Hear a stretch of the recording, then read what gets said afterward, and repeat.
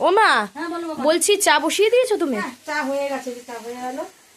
ও আচ্ছা, এদিকে আবার এই যে কুমড়োটা করে নিলাম। ও আচ্ছা, কুমড়ো ভাজা। হ্যাঁ, আর রুটি হবে এখন। এই দেখুন, আটা মাখাই আছে, গোল্লা করা আছে, খালি রুটিটা গরম গরম ভেজে দেবে তাহলেই হবে। আর এই সাইডে চা করে দিয়েছে। অনেকে আমাদের বাড়িতে আবার চা দিয়ে রুটিটা পছন্দ করে, বাট আমি চা দিয়ে পছন্দ করি না, তার জন্য এইদিকে কুমড়ো ভাজাটা করেছে। দেখুন বন্ধুরা, কুমড়ো ভাজা করছি। হ্যাঁ রুটির সঙ্গে যে কুমড়ো ভাজা, এই চা হচ্ছে। হ্যাঁ আজকে এই হবে, সকালের টিফিনটা এই হবে, তারপরে পরে আবার পরে। হ্যাঁ, পরে আবার কি হবে সেই ভিডিওটা তো অবশ্যই ছাড়বো আপনাদের সাথে। হ্যাঁ, এখন সকালে এটাই। হ্যাঁ, তো ঠিক আছে বন্ধুরা, তো এখানে দেখতেই পাচ্ছেন চা হয়ে গেছে, এদিকে রুটির আটা মাখা হয়ে গেছে, এদিকে তরকারিও হচ্ছে।